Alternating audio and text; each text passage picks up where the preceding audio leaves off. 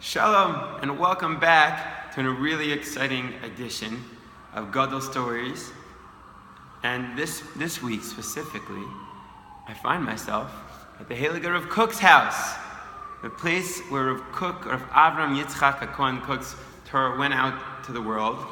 And it's a very special day because in just about 20 minutes, it's going to be Rav Kook's yahrzeit, the day that he passed away, and that the day that his light can shine out to the world in the strongest way. So I figured, what better place to be to share some Torah than Rav Kook's house? Maybe we'll take a little bit of a tour. But first, we'll just give a brief biographical sketch of his life, and then hopefully we can draw some light from his life. Rav Kook himself writes that when you talk about a tzaddik, about a gadol, you draw light upon yourself and you can come to emulate his good deeds. So what better way to start off Elul than with learning about the Heilige Rav Kook. Rav Kook, of course, you may know him as the founder of religious Zionism or the first chief rabbi of Israel. But the truth is he was so much more than we could ever even describe.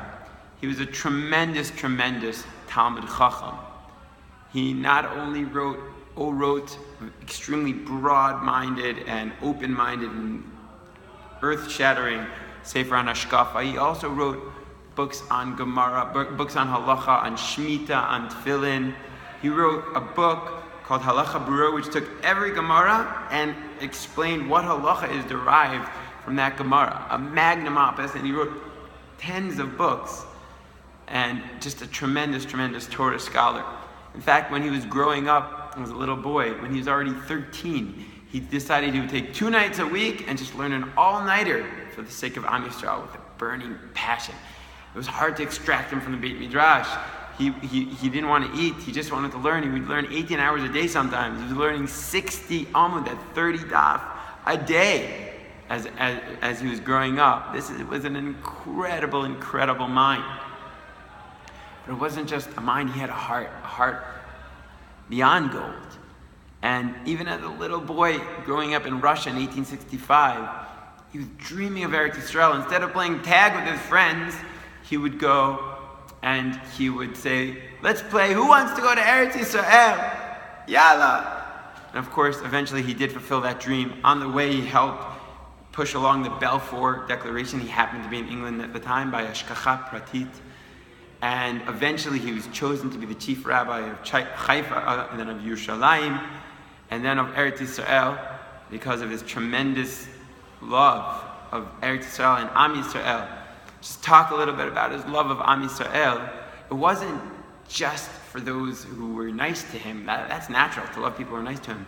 Rav Kook loved everyone, and every Jew especially, because they were Jewish, because they were even if they were mean to him, even if they were terrible to him. There was a story about someone part of the Neturei Karta, this group of zealots who were against religious Zionism, and they took a bunch of garbage after a brit that the Rav was walking from. They dumped it on him. And the police arrested these zealots, and they asked, "Can we make a message? Can we press charges?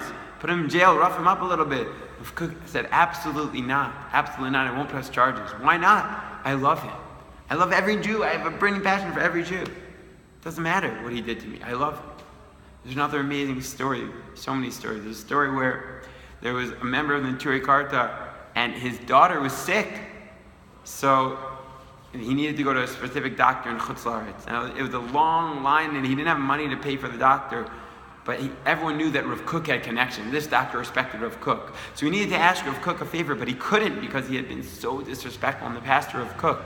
So he sent in his friend Rav Aryeh Levine, a good friend of Rav Kook, to ask him. And of course, Rav Aryeh timidly asked him, "Could you write a little letter of recommendation for this person?" Rav Kook said, "Absolutely, no problem." He wrote him a letter. Not only that, he said that this father is a gadol, is an amazing person. He just lauded him with praises. And he wrote a letter that for the shipping people that they should allow him to, this person, really needs help, and give him a deal. He went out of his way, and Rav Kook admitted, I went out of my way because I felt a little animosity because of what this person did to me. He went above and beyond, and he expressed his love of Am Yisrael of Eretz Yisrael, of Lashon HaKodesh. He would try to speak Hebrew. Even in Russia, wherever he was, he loved the Jewish people and the Jewish language. And of course, we're in a shul. So I thought, most importantly, let's talk a little bit about Rav Kook's connection to tefillah. So Rav Kook was a master Kabbalist. He mastered the Kabbalah of the Ari, of the Ramak, of the Ramchal. All the different Kabbalistic works will go to the room where he did these studies, but he was a master. And not only did he master it, but in Elul time, he would abandon his other studies and he would just study the kavanot, the different intentions to prepare for the prayers of Elul. And when Rosh Hashanah came, he was in a different world. A different world. He would stand there the entire Rosh Hashanah crying for Am Yisrael. But it wasn't just on Rosh Hashanah and Yom Kippur that he was davening his heart out. Every day there would be rivulets of tears flowing from Rav Kook's eyes. On a random Tuesday afternoon mincha, Rav Isser Zalman Meltzer described how this Gadol Ador was crying. Chavetz Chaim considered Rav Kook one of the Gadolei Ador, if not the Gadol Ador, and would defend Rav Kook to everyone because of his heart and his brain. And Rav Kook put all this kochas in a regular day davening. So I was thinking, if we were to try to think of one Elul commitment, I read in a sefer that it's to be chazik and brachot. I read that many gedolim recommend to say brachot aloud, but I'm going to recommend, in addition to that, in the zchut of Rabbeinu Rav Kook, is to really take davening more seriously. And how do we do that? Simple. Get to davening early. Prepare for tefillah. Get there 10 minutes early, 15 minutes early.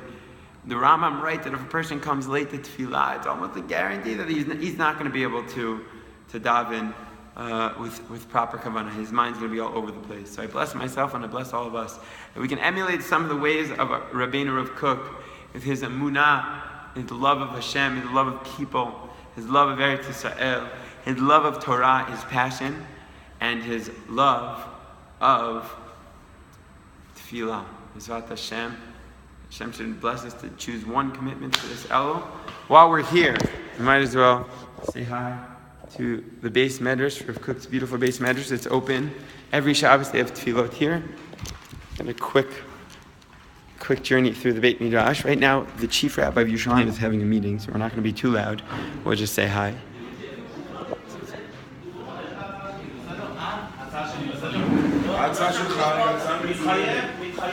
Those are some of the biggest rabbis.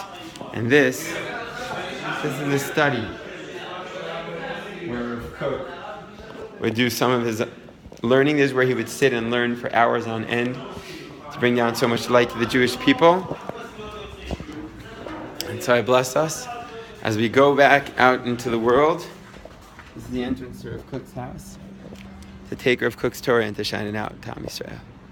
Good Shabbos.